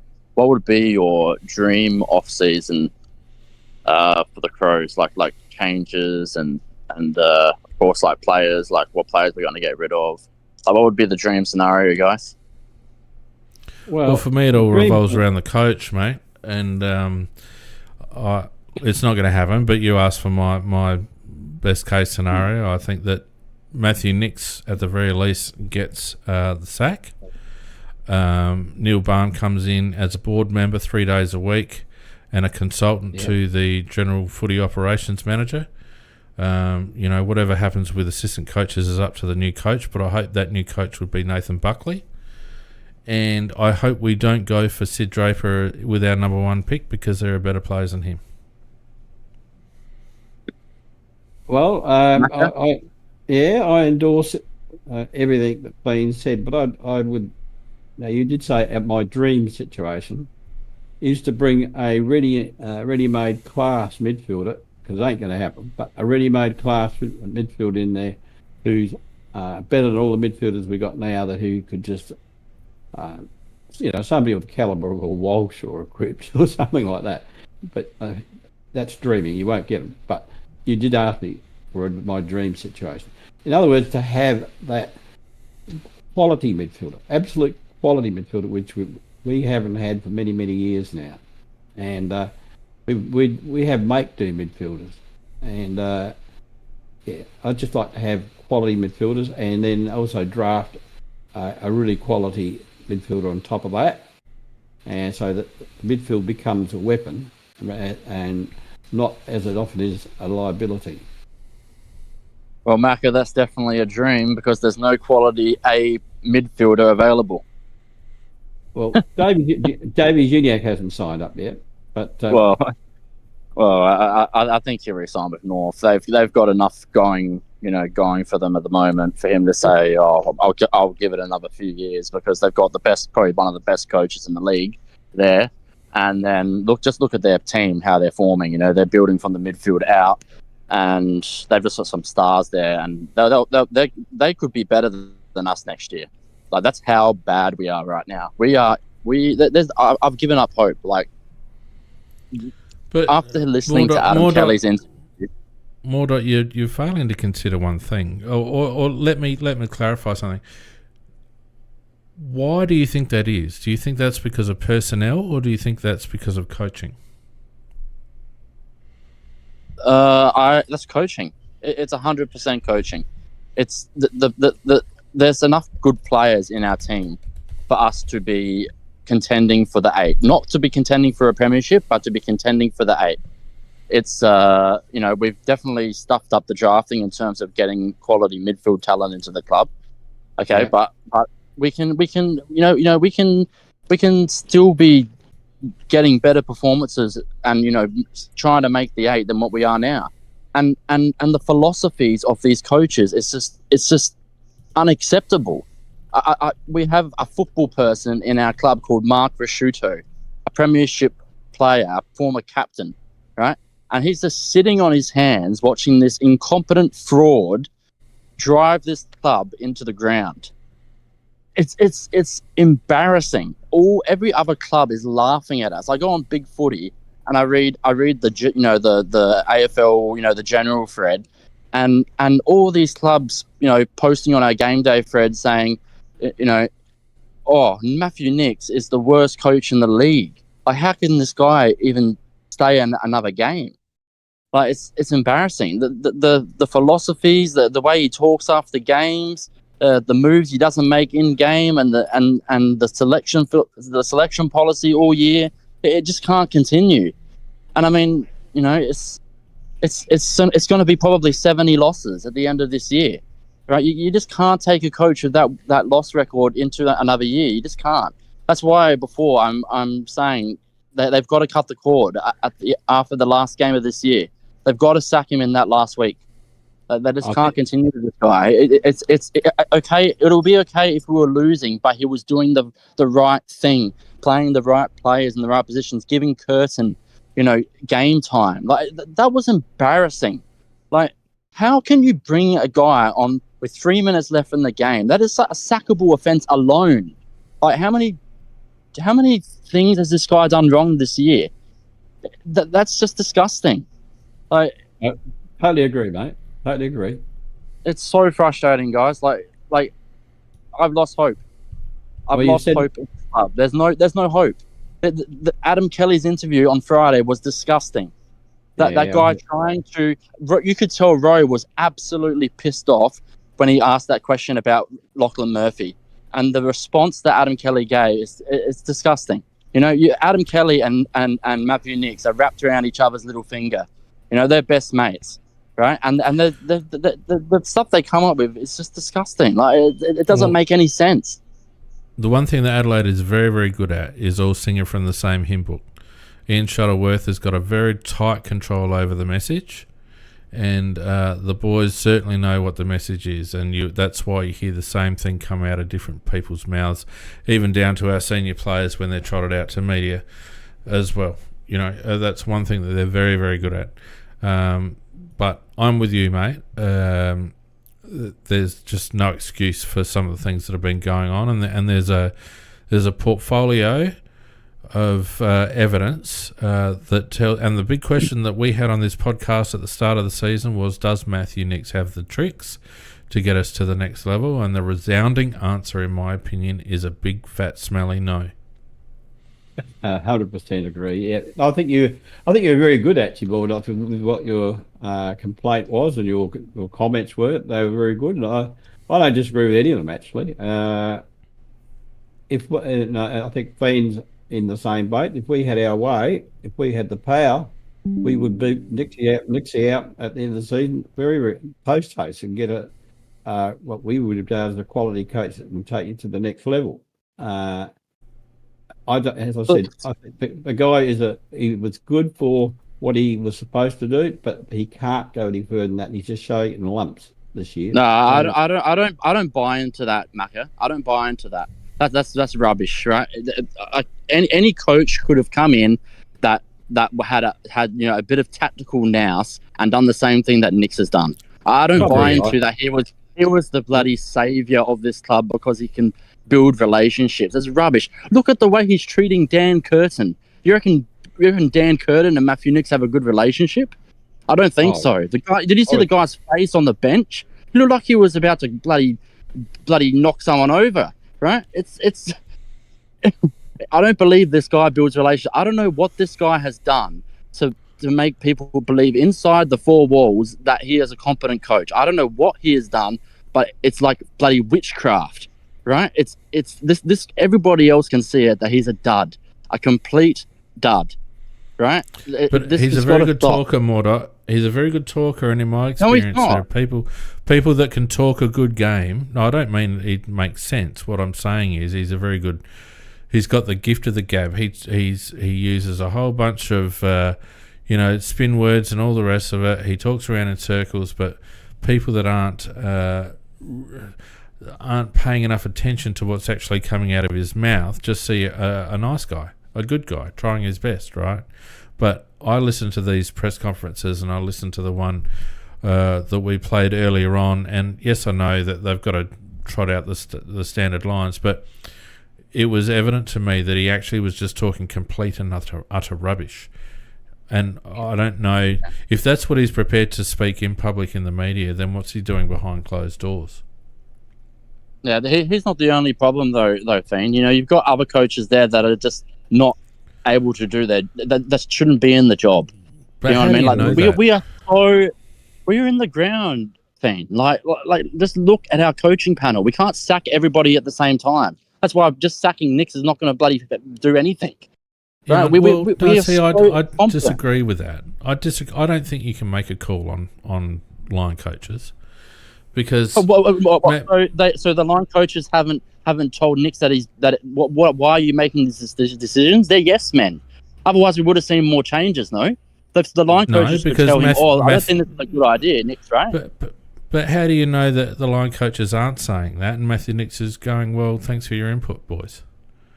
Because they're saying the same things. They're on the same page. You go look at the press conferences of the assistant coages. They're saying the same thing as the senior coach. I know they're saying the same things, and that's a product of a very tight media general manager who I've dealt with a lot, Ian Shuttleworth, who is very good at getting people on the same page. Okay. Well, yeah. Then I guess. And I'm not saying that the assistants have done a good or a bad job. What I'm saying, and I think we said this a couple of weeks ago when we were talking about it, it's very hard to judge because you don't know how much direct input they're actually having. You don't know whether they're putting suggestions up and they're getting knocked back, or you don't know how much autonomy they're given by the head coach. We don't know how that structure and that dynamic works. So at the end of the day, the assistant coaches will live and die by the head coach's performance. And if the head coach goes, generally speaking, a lot of the assistants get turned over as well. And you could bet your life if a Nathan Buckley or someone that came into our club, he'd be turning over that assistants bench pretty quick. Yeah. Well, the last thing, guys, who are the players you're cutting this year? Right? Who are the guys that you're cutting? We've got to cut Lachlan Murphy. I don't care if he signed up for next year. Is there a way we can get this guy out of our club? Can't you just pay him out and that's it, say you're done? Because he's not an AFL player. We cannot select Lachlan Murphy any further. That should be his last game played for the Crows, this last weekend. There's got to be a way to get him out. if Peter and I had our way, he wouldn't have been playing for about the last 3 years. So the problem is, I don't know what it is. Why they? But you're right. Who should go? Well, there's a few that pick themselves. I think when you look at it, Parnell would be one there that somebody suggested. Hillberg will probably be going. I don't care about those guys. I want about the guys that are being played in the team currently. Like the guys that are like regulars in the team. Who are you cutting from the team? Who's not playing next year? I don't want Matt Crouch playing. Right. Well, okay. It's even Matt Crouch or Rory Laird. You know what our answers are going to be, Mordot, because they're the same as everybody else's. Brodie Smith shouldn't be playing. Lockie Murphy shouldn't be playing. Matt Crouch should not be playing, and Rory Laird should not be playing in the midfield. There's your and Tex Walker. So there's 5 blokes out of the best 22. Straight up. Okay, well, we all know that Matt Crouch and Rory Laird are not going to be kicked out of the team. So is it the best? Mate, you asked the question. You asked the question. I don't know, but okay. All right, cheers, guys. Won't rant on anymore. No, you're right, mate. We're all on the same page on this podcast. I'm sure of it, and it's terribly frustrating. But I think that the problem is more systemic than that, and until we get to a point where we've turned over our back office as well as our coaching staff, no changes will be made. You won't see a change. Well, the truth is, mate, when you look at it, we've had 7 years of fucking misery. Pardon my language. We have, since 2017, 7 years of fucking misery. And if those idiots that run this football club can't see that. I'm like, but seriously, a blind man can bloody see it. Blind man can see it. I was going to say my ex-wife's name wasn't Misery.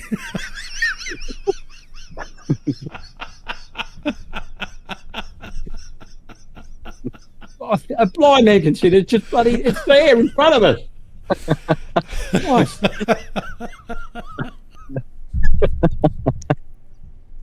You'd have to be dumb, deaf, and blind not to be able to see it. Bloody hell!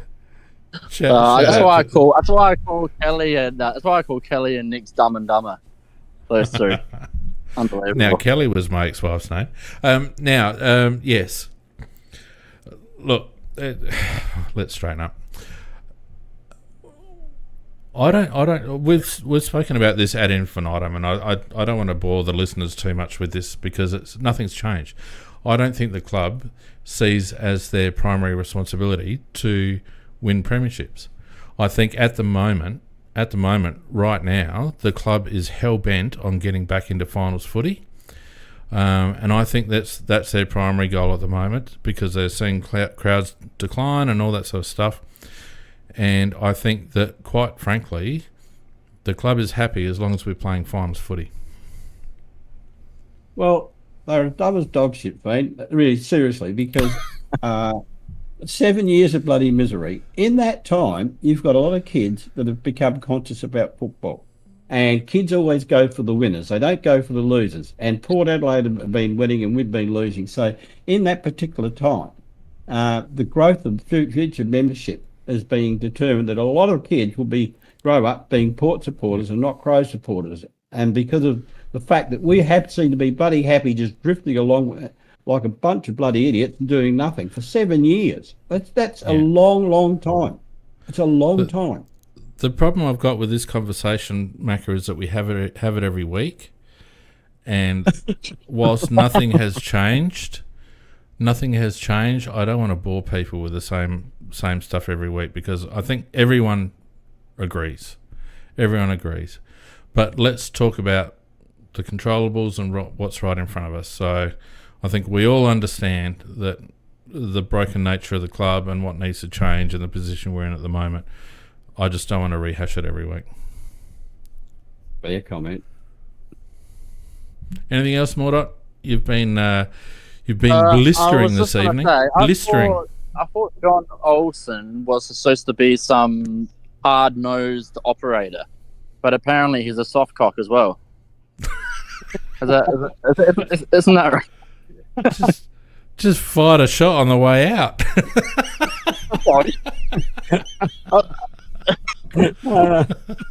The old drive-by. Yeah. Well done, mate. Thank you. Thank you. Bye-bye. Legend. Thanks, mate. Oh. So you don't need to listen. You don't need to listen to 5AA on a Monday night because they don't get that sort of quality, Mac. Bloody hell. Oh dear. Look, if anyone else wants to have a free hit, well, we've got 5 minutes left. Let's get on board. It's fantastic. Oh dear. Well, all right. Well, we've got 3 more games to go for the year, mate. Do you think we'll win? Yes, that's right. Well, let's just focus on the one that's ahead, and of course that is who we got? Sydney. Who we got next week? Anybody out there? Who we got next week? Here we go. Bulldog. Oh, yeah, geez, at home. Bulldogs. Bulldogs at home. Bulldogs at home, 3:40 on a Sunday. Well, that'll draw 9 people. Yeah. Why are they calling them Footscray all of a sudden? Oh, who knows? On AFL, they're calling them Footscray again. I don't know why. Yeah, it's Heritage Year or something. It's been like that for 3 weeks. Yeah, when they're wearing the retro Guernsey as well, aren't they? Oh, good on them. Oh, here we go. We got Arab here. Wants to come on. Come on, mate. You got big shoes to fill, Arab. Come on. Hello, guys. How are we? Good, mate. Arab. How you doing? I just thought I'd bring some positivity after that one. Oh, Let's that's hear it, a mate. downer. That's a downer. What are you doing that Nah. for? I don't know. I'm just feeling a bit happy today after that stupid win. I guess loss, you could say, yesterday. But yeah. Now, I just want to say, like, if you look at our list, we're, like, draft-wise and who are our players from, we are a lot more, on paper, if you read it, we're a lot more talented in the 2017 draft year. Like, how many top 10 draft picks do we have? How many top 4 draft picks do we have in this team? I think we are not far off at all, and I think we're just lacking one coach or 2 coaches, and we're almost there. Like, we're not. Mate, you won't get an argument from me on that one. You won't get an argument from me on that one. I think our list is in decent shape, barring a couple of hangers on. I just don't think. I think we're probably 12 to 18 months behind on our development. I hope we can hold the young lads together. I worry about a couple of them. We've some players like Luke Pedler and that almost need to kickstart their careers again because of injury and poor management. You got blokes like Harry Schomburg out on the sidelines. We don't know what's happening there. But we've got a lot of excitement. With blokes like Geordie Dawson, Riley Thilthorpe and Isaac Rankin, etc. We've got a good spread. And as long as we continue to iterate the squad, because what we need now, this is the way I see it, Arab and Mac. This group of young kids is the kids to get us back into contention, back into the 8, playing good solid footy, positive win-loss ratio, etc. But it's the kids we draft over the next 2 or 3 years that will be coming into their own when we're contending for a flag again. And that's why it's so important that we get this draft right and the next draft right. We've got Tyler Welsh coming in. We got, a top 5 draft pick coming in, hopefully a midfielder this year as well. If we can actually get a little bit more class in with this draft and have those kids hitting their straps when we're hitting contention for a flag, I think we'll have sorted out our list profile problem, and we'll have iterated the list appropriately. I think we've missed some opportunities from overplaying the old blokes, but I think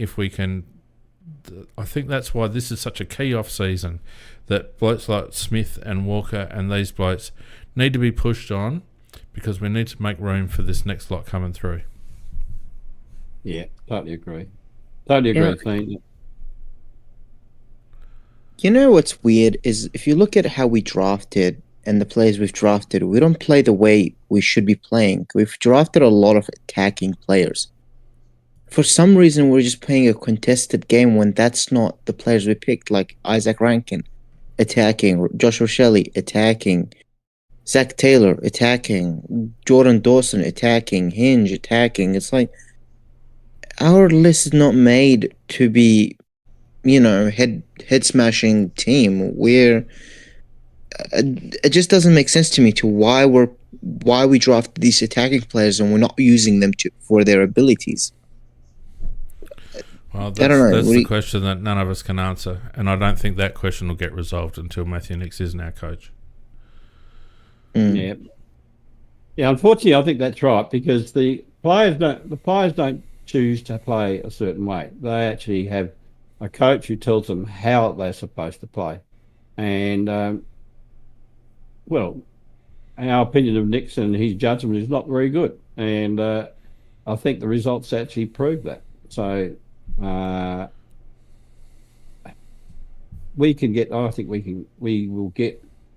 improve by getting a very good young midfielder in, and I hope he's given every opportunity and looked after properly. And also the players we've got now will have another year under their belt, so we will improve. But we do still need a good coach that's tactically sound and has a good game plan that suits the weapons that he's got, and one that can go. Sorry, go on, mate. Finish off. Yeah, so basically, it all comes back to every time we talk about it. It's that we really need a new coach. Every time we talk about it. You asked me. I think it was you on chat, or someone did ask me if I didn't want Sid Draper as my first pick this year, who would I want? Macca, I don't know whether you've looked at the prospects. I've spent a bit of time over the last couple of weeks looking at some footage and all the rest of it. If it were up to me, I'd get that lad from Dandenong. What's his name? Langford. Harvey Langford? There's talk. Yeah, he's very good. There's some talk that he could be number one though too. I think. Well, it wouldn't actually surprise me. At the moment, he's projected top 5. You got Ashcroft in there at 1 probably. Well, they're really into Finn O'Sullivan, and what was the other one? Richmond. They're not into Harvey Langford. They don't need him because they've got 3 or so big-bodied midfielders in that team that they've already have, and they've paid a lot of draft picks. So I'm not sure that they're going to go for Harvey Langford. Then you've got North Melbourne, who are really into Josh Smiley, or what was the defender? Forgot his name, but that's who they're going to go for. What's his name? He's very gettable. Trainer. Luke Trainer. Yeah, that's all. Yeah, he's very gettable, so I don't mind. But Laylor, I would think, is better than Harvey Langford, to be honest with you, for what we need and what we were looking for. Because Harvey Langford is a bit more grunt player, while Laylor is a bit more attacking and a bit more freeing, and the way he positions himself in the marking contest and all these things, I think he's better. He could be a better player for us. Yeah. All right. Mac, who do you reckon? Right.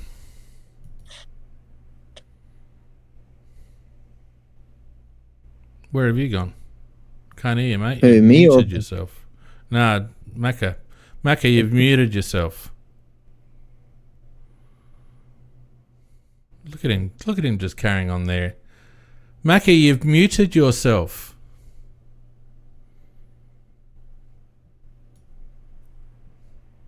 Oh my God.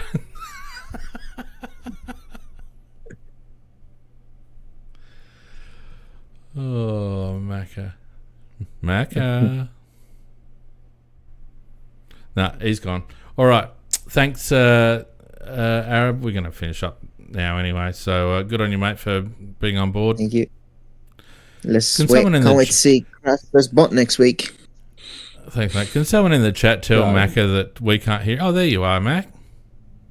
Yeah, I'm here. You've just been talking to yourself for the last 5 minutes.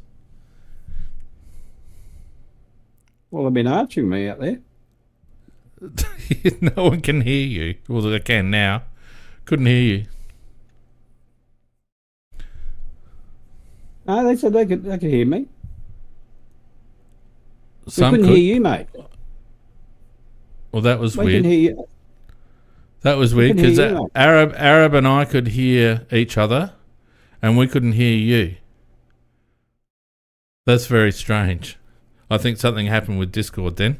That was very weird. Anyway, because I was going to say it's the most sense you've made all week. Oh, now you've gone quiet again. What's going on?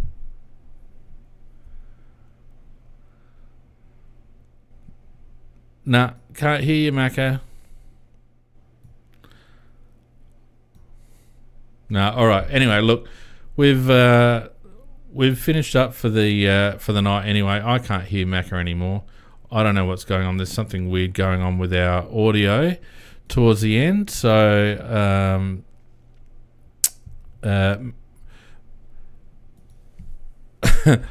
if Macca and I both say goodnight at the same time, hopefully everyone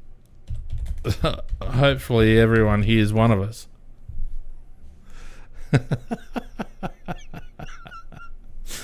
All right. Well, look. Thanks everyone for joining us again. Thanks for joining us on Discord and on YouTube, and also on Facebook. Don't forget, if you're watching us on YouTube, you can give us a like or subscribe if you so desire.